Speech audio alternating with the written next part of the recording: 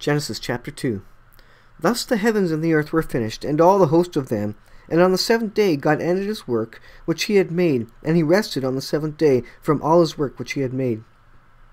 And God blessed the seventh day, and sanctified it, because that in it he had rested from all his work which God created and made. These are the generations of the heavens and of the earth, when they were created in the day that the Lord God made the earth and the heavens. And every plant of the field before it was in the earth, and every herb of the field before it grew. For the Lord God had not caused it to rain upon the earth, and there was not a man to till the ground. But there went up a mist from the earth, and watered the whole face of the ground. And the Lord God formed man of the dust of the ground, and breathed into his nostrils the breath of life. And man became a living soul. And the Lord God planted a garden eastward in Eden.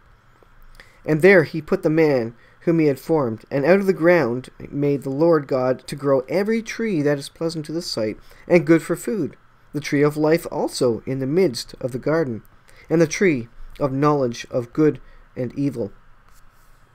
And a river went out of Eden to water the garden, and from thence it was parted and became into four heads. The name of the first is Pishon. This is it which compasseth the whole land of Havilah, where there is gold, and the gold of that land is good. There is bdellium, and the onyx stone, and the name of the second river is Gihon. The same is it that compasseth the whole land of Ethiopia. And the name of the third river is Hiddekel.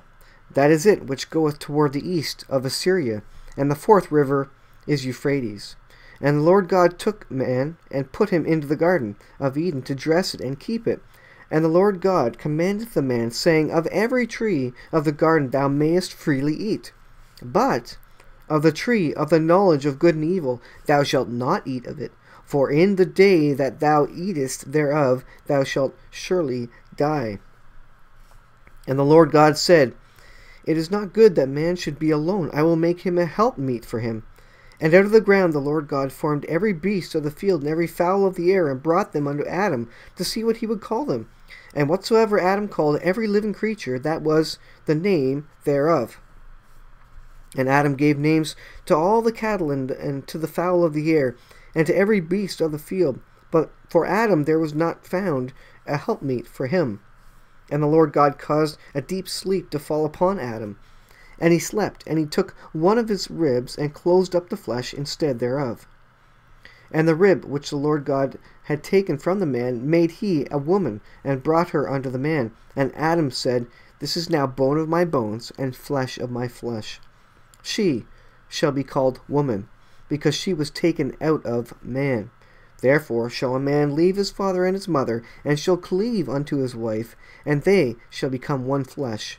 And they were both naked, the man and his wife, and were not ashamed.